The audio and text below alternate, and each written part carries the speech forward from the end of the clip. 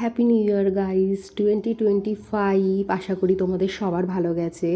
আমার ব্যস্ততম বছরগুলোর মধ্যে একটা বছর ছিল এই ইয়ারে নিজের work life, career, personal life, family, friend সবাইকে টাইম দেওয়ার রীতিমতো চেষ্টা করেছিলাম। এই বছরে ফার্স্ট আমি আদি মোহিনীমোহন কাঞ্জিলাল থেকে ফটোশ্যুটের অফার পাই।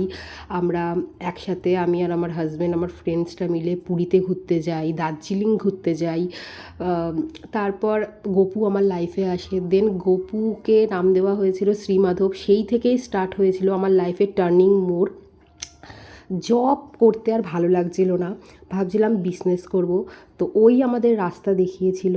তো তারপরে ওর নাম দিয়ে আমরা একটা শপ ওপেনিং করি, Shrimadhab creation. Yes guys, Shrimadhab creation not only just a brand আতরের ছিল না, সেটা একটা শপ ছিল আমাদের। আমাকে একজন খুব ভালো কথা বলেছিল, যতক্ষণ না পার্মানেন্ট হবে ততক্ষণ পাবলিকলি অ্যানাউন্সমেন্ট করবে না। তাই 6 মাস আগে নিজের খুব ভালো স্যালারির জব ছেড়ে নিজের হাজব্যান্ডের সাথে বিজনেসের রিস্কটা নিয়েছিলাম।